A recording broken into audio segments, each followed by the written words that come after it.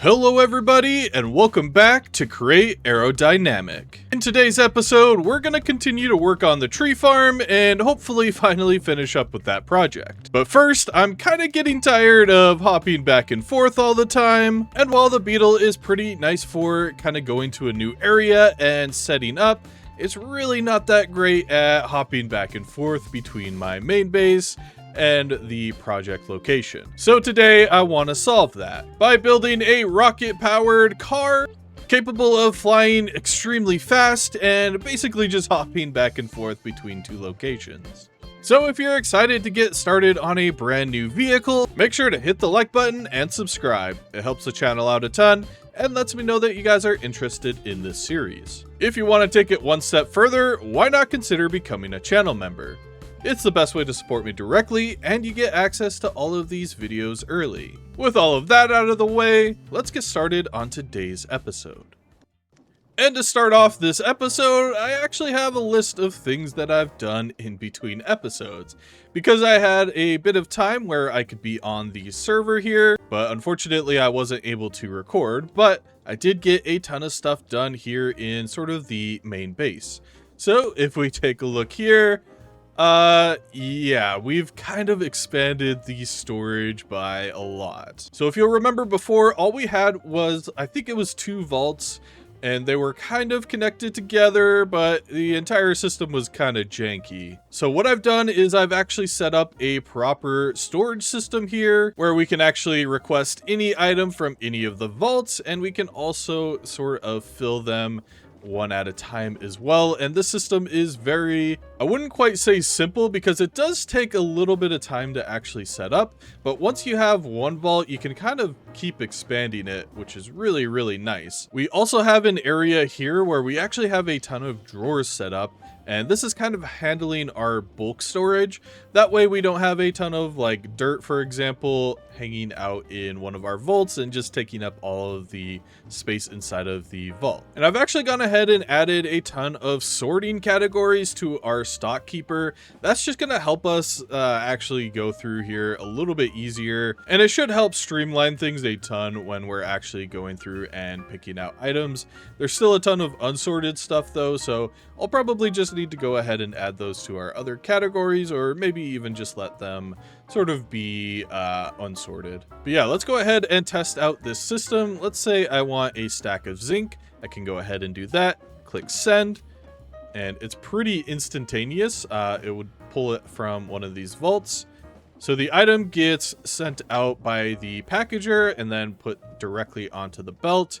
That gets put into this packager, which unpackages the package. It gets sent into this golden barrel, because if we just have a chute below this, for some reason, if you have multiple items in a single package, the chutes actually won't allow the package to be unpackaged, and then everything gets backed up. So we just have a sort of a buffer barrel here that gets sent down here into a brass funnel and into the main pickup chest, which is where our zinc is now.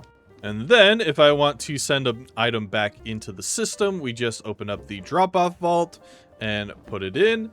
And that one probably went inside of here. It's so fast that it's hard to tell exactly where things are going. But that's sort of where these threshold switches with these display links actually come in handy. Because if we turn around, we can actually see that there is a display board up here, basically showing us the capacity of all of our containers. So for example, container A, which is that first one that is over here, that's this vault right there. Currently it's about 50% full. We could display this as a percentage instead of the like sort of little bars there, but I kind of like the bars because it's kind of easier to tell where it is at a glance, and I think it just looks a little bit nicer like decoration wise. But I do think that that first container is closer to 75% though, so it is a little bit inaccurate until it actually passes that threshold. Then, of course, the last thing that I want to just kind of mention in here is that I have gone through and decorated it a little bit. So we have like barrels and crates. This is basically sort of supposed to be like the main engineering like storage room where like all of the gears and like everything like that would be stored. This is also where my character, I guess, would be sleeping. So we have sort of a makeshift bedroom in the corner back here. And I guess he would be eating like the supplies, like the tomatoes, directly out of the crates, I guess. We do have a cutting board over here, but we don't have like a proper kitchen yet. Also, don't mind Big Jim over here. He's just sorting through all of my items right now. If you have, I believe it's called the Gadgets and Gizmos mod, you can actually find a Big Jim and a few of the other creators that have supported that mod. You can find their heads inside of like loot chests and stuff, and I found Big Jim, so I figured he could help me out here in our storage system. So beyond this area, I haven't done too much more. We do have our garage here. It's still pretty empty. I need to sort of decorate the walls and stuff in here. But I did add a garage door finally. I meant to do this when I actually first built this, but I kind of forgot about it. But yeah, it does actually work. And it just rotates by 90 degrees. It's set to only place when it's near the initial destination or the initial angle. So right now it's still a contraption when it's up like that. But if I bring it back down, it's actually the blocks instead. I have no idea what's going on right here. And there is, of course, a few things here and there that I've done, but I don't quite remember exactly all that I've done. And I did add the sort of same ivy design onto this fence that we did over there, just to make it kind of seem like we've been here for a little while. Alright, but enough about what I've done in between episodes. Let's get started on our main goal of today. So in between episodes, I've been working on a design for the flying car. And I think what I came up with is going to be extremely cool, and it looks pretty nice as well. But we'll talk more about it in the future when I've actually built it in the world. What I want to do right now is to go ahead and disassemble it and turn it into a blueprint so we can actually bring it into our world. And I think I want to build this thing inside of the garage, so for right now we're booting the Beetle out. It can just stay here in the yard for now. And let's get our schematic stuff down here. We'll go ahead and put the empty schematic in there and try to find the rocket car. I don't have a creative name for it right now. I'm thinking something like a bee or something, but that name's a little bit too short for it. So let's get this thing here, and I think I like that for a position for it. And let's see the material list. Hopefully it's not too bad. 5 pages. Okay, that's not going to be too bad. The thing is, I used a lot of brass for this, so we're probably going to need to get a few stacks of brass. I also used a gyroscope in this as well. So we're gonna have to make one of those. Overall though, this material list doesn't look too bad, so I think we're gonna do a little bit of a short montage of gathering everything that we need, and then we can go ahead and build it.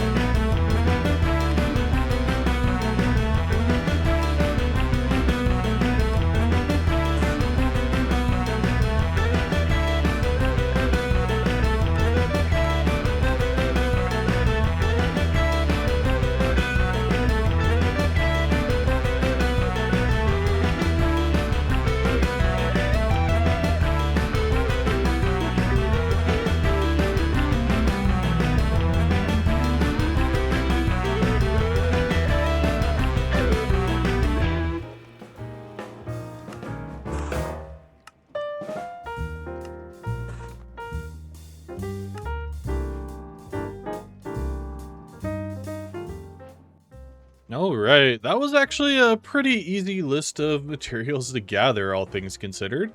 So I just have it all here inside of my backpack, so I'll just place this down next to the schematic cannon.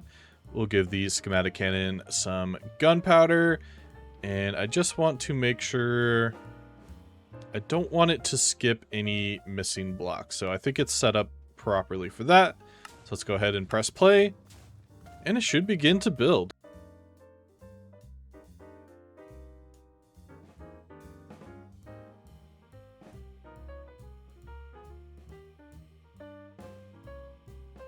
All right, and it is done. One issue that I had is that I accidentally crafted brass pipes from the factory must grow. I actually used the brass fluid pipes from create encased, so I just had to craft those instead. But yeah, it didn't take too much. Also, I'm realizing, oops, I forgot an entire side of this thing. I guess when I copied it over, I must have not bumped it out far enough because there are some of these panels missing. So let me get those in really quickly. It shouldn't be too much. I think it's just the copycat layers here. All right, I think I fixed it. If not, we can always add it on later if we actually missed anything. But yeah, here we go. I'm gonna go ahead and get this thing glued together now. And when I flick this lever, hopefully it's all assembled. Okay, it looks good so far. I think we did it. Yeah, I don't see any like missing bits or anything that's floating, so I would say that is fully assembled. So the next step is gonna be to get some fuel inside of this thing, and I'm just gonna be using my diamond backpack with our biodiesel inside. Here we go, that should work. Set that to output. And to get this thing jump started, we just need to put a hand crank on the side of this pump. And oh, it's going to be overstressed. Okay, that's yeah, that's a little bit of a problem. I think I know how to solve it though. I think that if we just break that cogwheel that's right there next to it, that should still bring the fluid inside into the engine. Hopefully. Oh, yep, here we go. Just needed to crank it for a couple seconds longer. Then we should be able to get that cogwheel back into place. And yeah, here we go. So I'm going to assume that our drive-by wires did not follow over. Yeah, unfortunately it didn't. However, this is a pretty good sort of moment, I guess, to talk about the joystick from Create Aeroworks.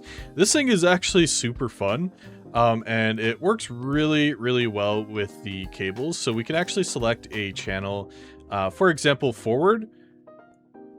We just want that on this thruster here, the one below it. Nope, not there. I might have to get this thing lifted up into the air really quick, which should be pretty easy with our tool gun. Yeah, there we go, nice. So forward should be hooked up to this thruster on the back, as well as the one here and the one here. This will actually give us both forward and upwards momentum. Back, I actually have assigned to just these bottom ones, and back will actually just give us upwards momentum, which sounds a little bit weird, but trust me, how the controls work, it's actually really, really nice feeling. Left is going to be the thruster here on the right side. Now, while I was testing, I actually had additional thrusters here and over here. However, I felt like it didn't really need it, and it was also just making it cost a ton of fuel. So we just have two thrusters for our left and right, and we don't have anything for the button. So yeah, that is everything. Then this lever is actually connected to the engine, and the engine is right here. So we actually need to break into this really quickly, and we just give that power. That will turn it on and off like so. And that will actually just prevent the system from using fuel. So basically how this entire thing works is that the engine actually basically just powers this pump right here, as well as the gyroscope. The gyroscope will keep the entire thing balanced, so we'll basically never tip over unless we like really mess up. And then the pump actually just brings the fluid both to the engine and to the thrusters, which use the biodiesel. And honestly, I think we're ready to go. So I'm going to go ahead and open up the garage door and sleep really quick. And I think we're good to give this thing a actual proper test drive here. So what I like to do with this thing is go into third person, get a nice angle, and right click on the joystick. You just right click once. Down will bring us up. Forward will, here we go. All right, we're out of the garage. That's the first major hurdle. And we're off. Oh man, this thing is so cool. It's a lot of fun. One thing that kind of sucks is when we had to load a backup, we lost our distant horizons data. So we can't really explore too much without loading a bunch of chunks, but yeah, here we go. And you will notice though, this thing does consume a decent amount of fuel. This thing is really meant for just hopping back and forth. It's not really meant for exploration or anything. But man, this thing is kicking. Wow. And we can actually adjust everything with the joystick. For example, if you want it to be a little more sensitive or like not have as much spring back, or if you want it to slowly go back, I think I have it set to slowly going back down. So you can see that kind of thing in the center where it says 0, 10. That's actually the joystick. Oh, let's be careful here. I also have the joystick to limit the power level to 10. It goes up to 15 because it uses the redstone signal limit. So we could theoretically go faster or further, but this is actually fairly balanced, I feel. All right, I want to do a quick test of how long it actually takes us to get from the tree farm over to the main base. So, all right, I can see the timer in OBS now, so let's go.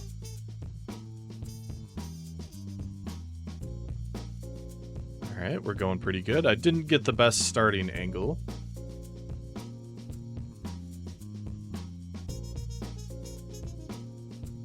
Wow, this thing is so fast. And we'll just stop at the future gas station, I think, or we'll jump right over it. Here we go. So I want to say that was about 30 seconds, which really isn't too bad. All right, and now I want to do a comparison with the Beetle. I know that this is gonna take like a good couple of minutes. Probably about 5 if I were to guess.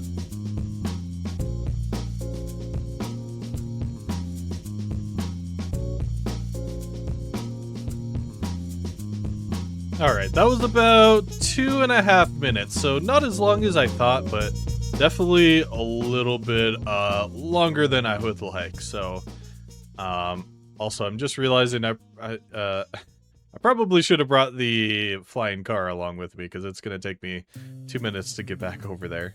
And I think another thing that's going to be a really handy thing for this is the portable structure container, because this can actually be used to just safely store our container inside of it. Then we could just pick it up and say I want to, I don't know, put it on the roof over here. We can just right click down there and there it is. Now, the only issue with this is that it does require a nether star. So that was another thing that I did in between episodes, and I'll put some of the footage here right now.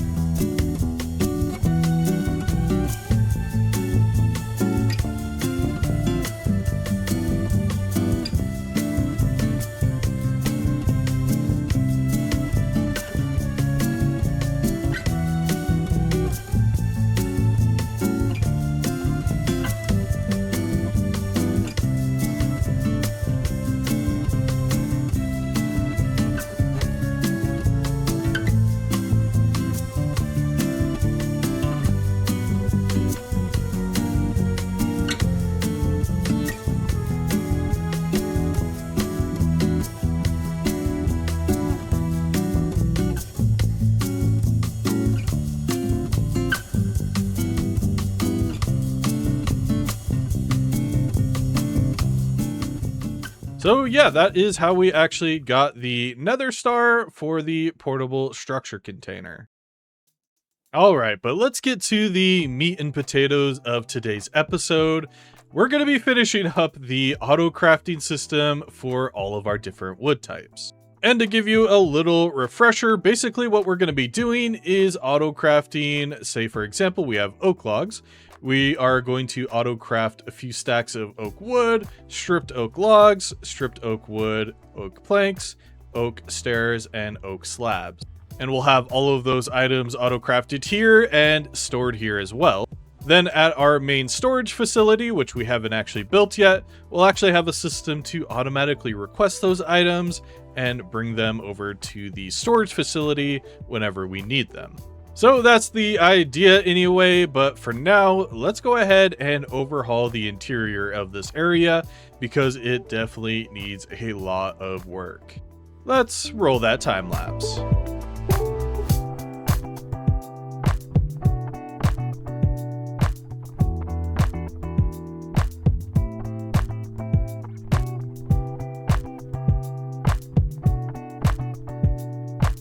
Alright, so I'm now back here at the workshop and I'm just kind of planning things out a little bit here.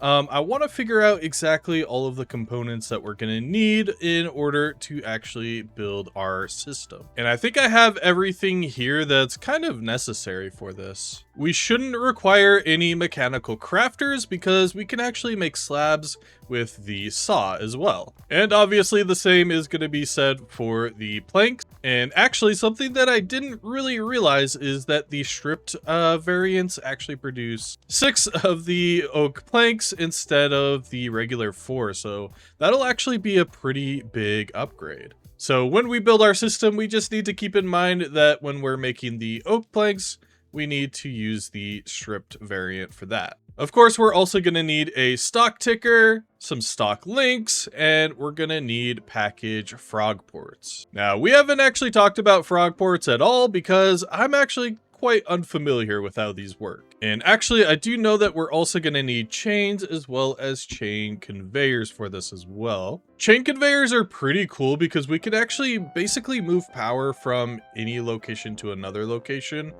And they link up pretty well as well. I think they actually work a little bit better than shafts. So yeah, we'll definitely be using these for this project. And then of course we actually can attach the frog ports to the chain conveyors, and those will actually pull packages from the chain conveyor and pull them out and put them onto the chain as well. So we'll just have to experiment with exactly how all of this works, but I think I have a pretty decent idea of how it actually all works. Then of course I also want to use factory gauges, that way we can actually automate things a little bit better and make sure that we're keeping a certain number of items in stock at a time. These things are pretty complicated, but I think I know how they work. Again, this project's going to be a lot of experimentation for me because I haven't really done a lot of this stuff. But yeah, I have actually prepared these as well because these need precision mechanisms. So I've actually gone ahead and upgraded my precision mechanism maker machine. That way it will actually use a vault and kind of send the incomplete versions on a belt. And basically, if you don't remember, what I had before is just barrels at either end with the deployers. So I would have to manually go here and put the incomplete version back in here. This just makes things a little more automatic, although I do need to refill it with the components up here.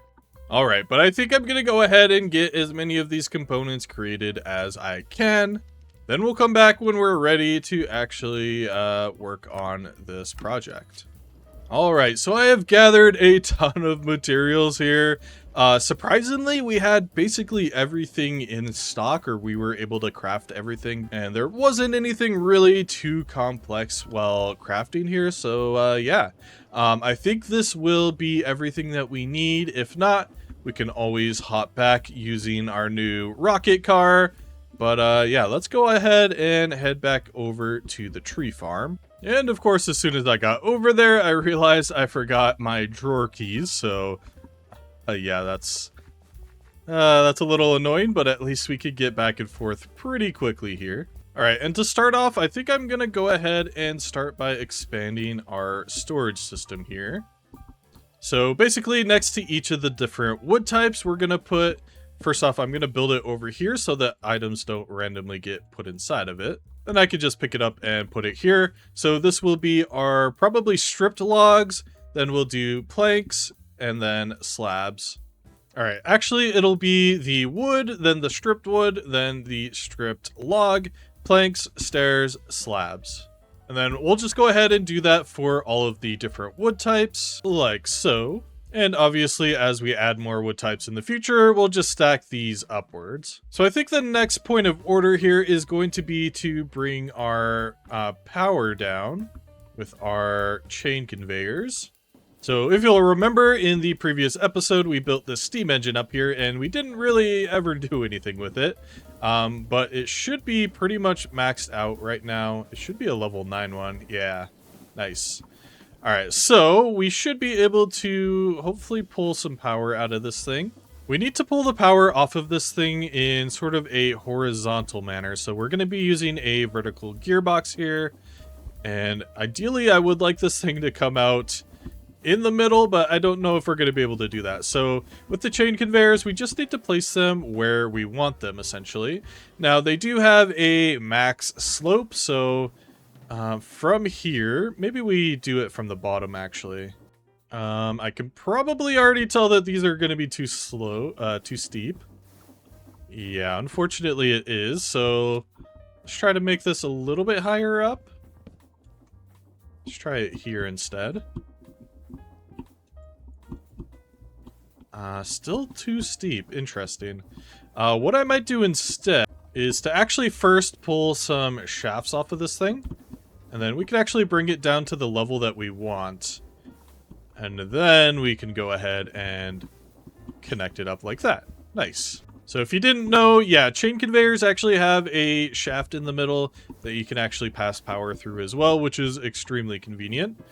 Okay, I was going to say you can't really land on these things, but it's just these side parts that you can't. That's kind of interesting. All right, but let me go ahead and actually get these set up where I want them. I think I'm going to put it basically just right down the center. So these will be a little bit below our ferroflare lanterns, but I do think I want them connected. I was going to say to the floor, but I think it'll look better if they're all on the ceiling.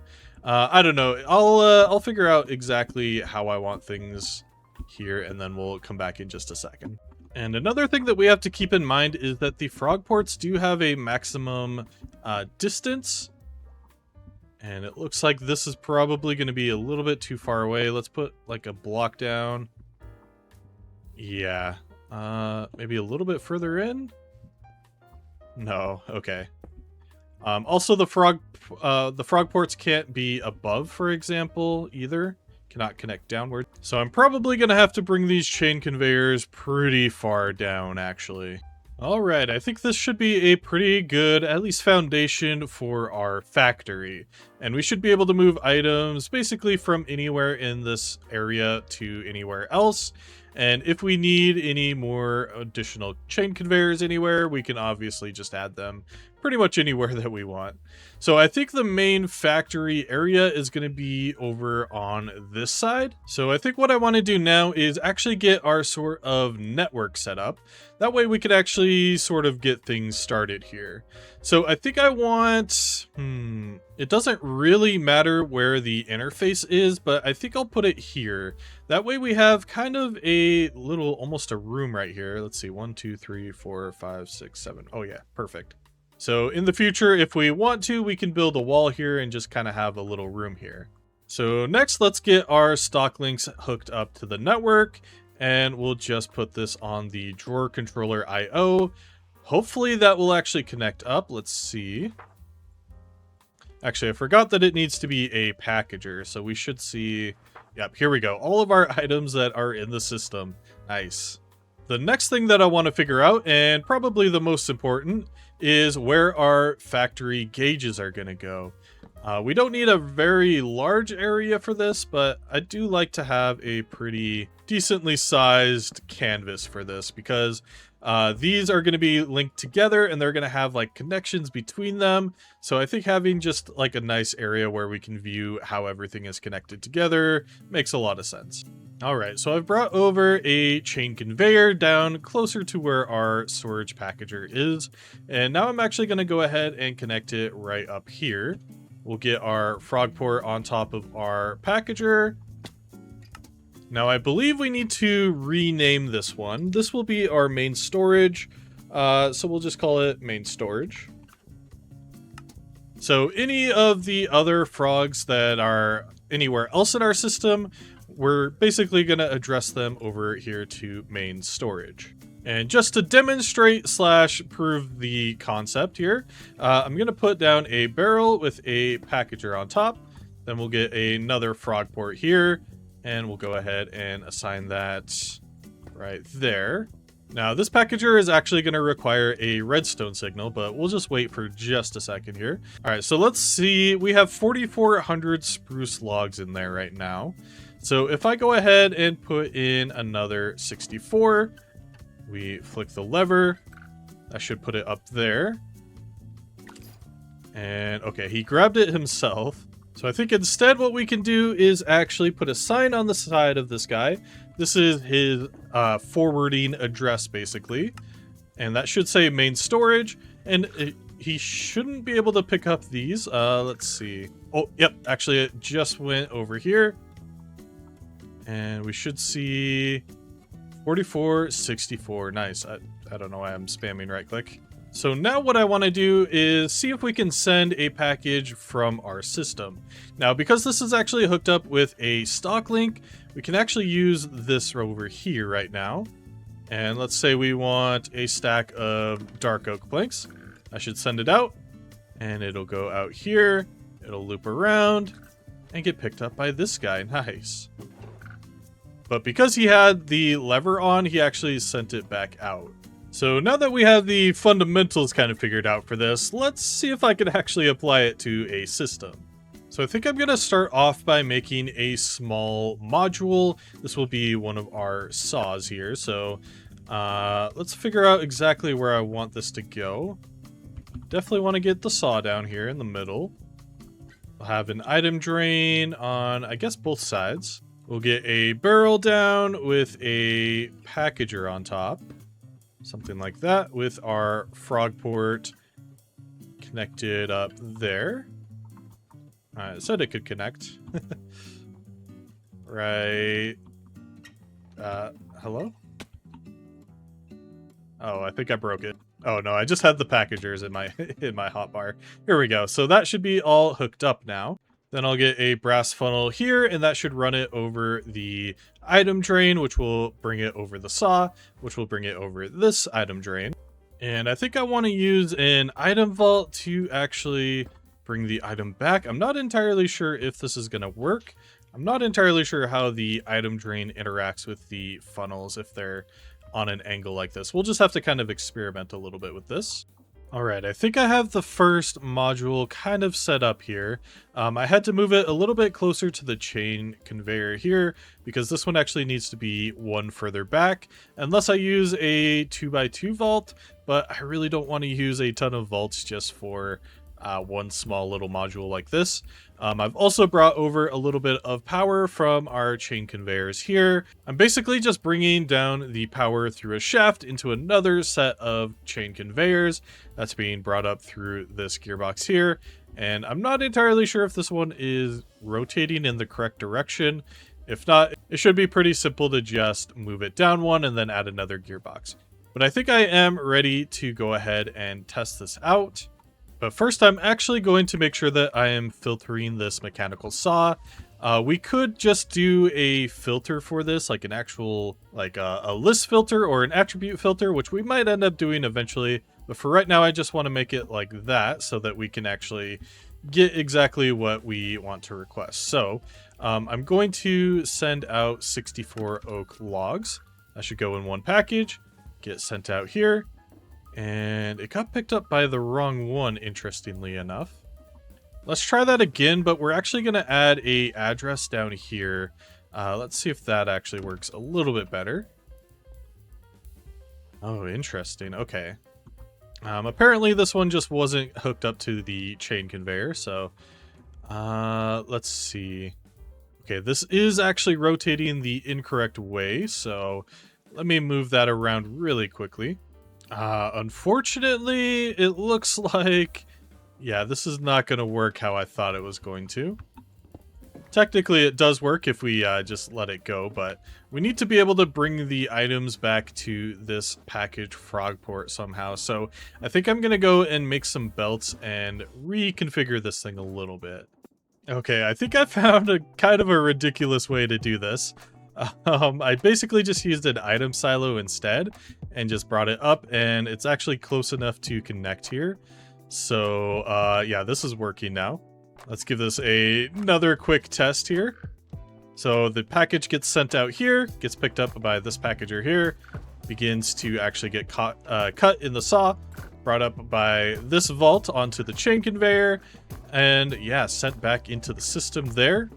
I think I'm going to replace the lever here, though, with a pulse timer, because we really don't want a ton of packages just kind of filling up this conveyor. All right, and I think that this is a completed module now.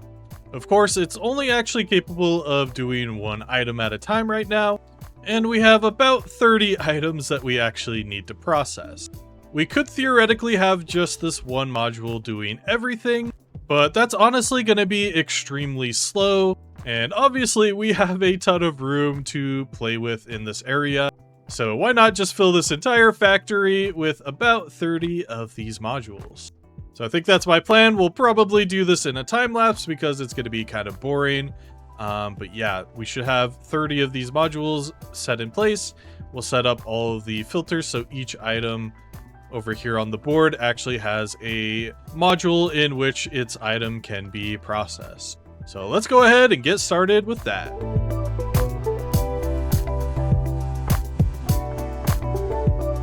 Alright, so I have the first sort of module section finished out here. These are all of the regular oak variants that we're going to be crafting. And something that I kind of forgot is that we can't actually saw the wood variants. So we actually need to either compact these or auto craft them using the mechanical crafters. I decided to go with this just because it's a little bit cheaper. I'm also just realizing that's a press recipe, not a mixer. Dang it. Hold on, let me fix this really quickly. Alright, hopefully that is now resolved.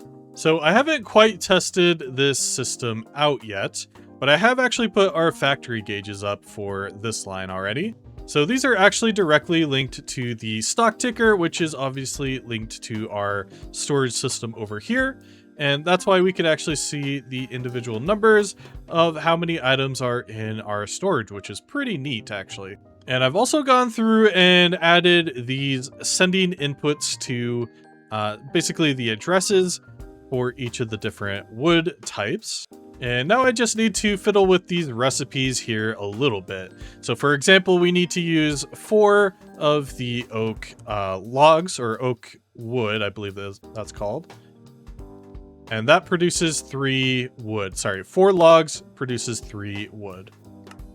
This one's pretty simple. It's just 1 oak wood produces 1 stripped oak wood. Same goes for this one. It's just 1 oak log for 1 stripped oak log.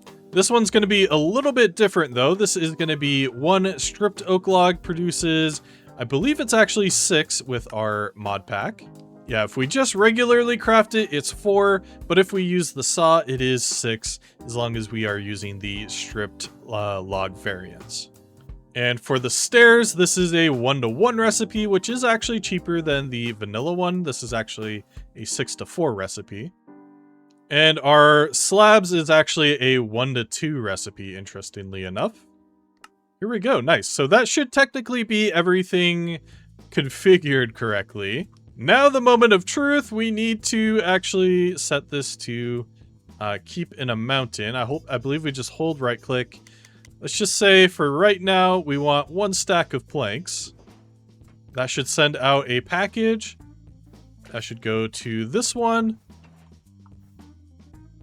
Okay, that should send it back out. Here we go. I should end up back inside the system. Probably should have made sure. Okay, it looks like it's going to be sending 16 out at a time. Which is kind of interesting. I don't know if we can do a full stack or not. Actually, I think it might be doing one at a time. So what we probably want to do is set this to whatever is closest to 64 and then do the math here. So I think we just want to multiply both of these by 10. So this should be 60. I'm just using the scroll wheel, by the way. So that should do that instead. We can also see that there's a little green indicator at the top right, and that number right there is also green. That means that we are keeping that amount in here. Let's try 10 stacks now. So hopefully we're going to be sending these out 60 at a time, or it should be 10 of the logs at a time. Okay, I think that was 10. Good. And when that comes back, it should be 60. So it should be, yep. Nice. I think it was technically a little bit more, but that's just because of our timers. By the way, they're all set to 10 seconds, so they're just going to pulse every 10 seconds and send whatever is inside of the item silo back to the storage system. So now I'm going to do another test. I'm going to pull out all of these oak planks that we just crafted, put them away in here. Okay, it's going to start requesting them. Let's set this to 1 for now. But what I want to do is do one that has a nested recipe. So this is a 1 to 2. This is going to require a oak plank here. So this should, as soon as we set it to craft, say 10 stacks, it should actually begin by crafting more of our oak planks, and then it should send it over to the other one. Okay. This one doesn't seem to be getting anything. And I've gone ahead and set all of these to be their max amount. That way our belts aren't getting clogged up with packages. And it should be a little bit easier. And yeah, the system should be able to handle it just a little bit better here. So we have everything auto crafting. Currently we're just doing, I think it's 1 stack for everything. And I think the slabs still have 10 stacks going, but that's fine. Once all of these are actually fulfilled, once they all have 1 stack, I think what I want to do is just go through and have it maybe store 10 stacks of each of them. Although these drawers can hold 32, so maybe we do like 16 or maybe 24, something like that. That way we just have a little bit of a buffer for them. But it does look like they've all finished, except for the stripped oak wood, interestingly enough. And fortunately, it's an easy enough fix. I just forgot to put a pulse timer onto this packager here. So that should actually send it back out. And it should let these 2 items continue to work.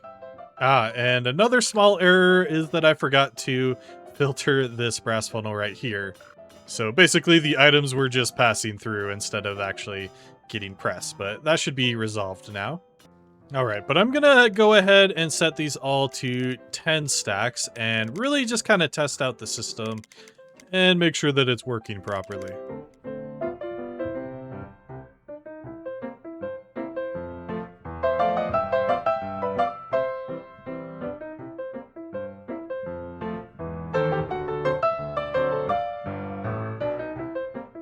Alright, so I've continued to sort of troubleshoot the system, and it is working really good. I think it's basically perfect now. There is one little weird incompatibility with storage drawers, though, that I've noticed. Basically, we need an empty drawer in our system somewhere. I don't know exactly why, but if we have something inside of this slot, for some reason, this just doesn't detect that it's able to put any items inside of it, which completely clogged up my system, and it took a little bit of time to realize that it was something as simple as that. So we're just going to leave one empty. Yeah, we don't even really need that, to be honest, but yeah. I would say, though, that the system is working pretty much flawlessly now. And I've also added a ton of these storage upgrades as well. That was mostly while I was sort of figuring things out. I thought that maybe the system was full, but it definitely wasn't. But yeah, so we can now have 1,792 stacks of each of these items. We'll probably not do that, but it's definitely nice to have that extra little bit of storage. Alright, but this video is starting to get pretty long, but I also want to make sure that I'm actually done with this project in today's episode. So I think what I want to do is put my head down for a little bit, finish off the rest of our 4 wood types that we have here, and hopefully build out the rest of the system for everything else.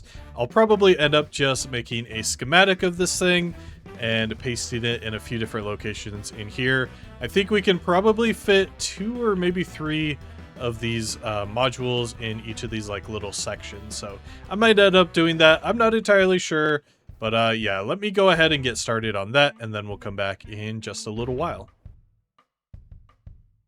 All right, and it looks like everything is all in place now. Everything's working. I have 10 stacks of everything currently in the system, although I'm seeing 6 right here for that one, but we'll figure that out later. I think it has something to do with these ones, and I think it's specifically ones with multiple stacks inside. If a package ends up with multiple items inside of it, it looks like it might not be able to get added to the system. So I'll have to figure out some sort of way to get these into the drawer controller. We'll probably just need some sort of a buffer barrel or chest, and then it should be able to be put into the system fairly easily. Alright, but with that, I think I'm going to go ahead and end today's episode. But of course, I want to give a quick shout out to our Team Star channel members, Plonk Gooby, Kenchi Fogworse, Quirtix, Ashmodai, and Hammy Stark. Seriously, thank you guys so much for the support. It means a lot to me. And if you also want to support me directly, as well as get access to all of these videos early, why not consider becoming a channel member? But that's where we're going to leave things for today. Thank you all so much for watching. I'll catch you next time. Peace.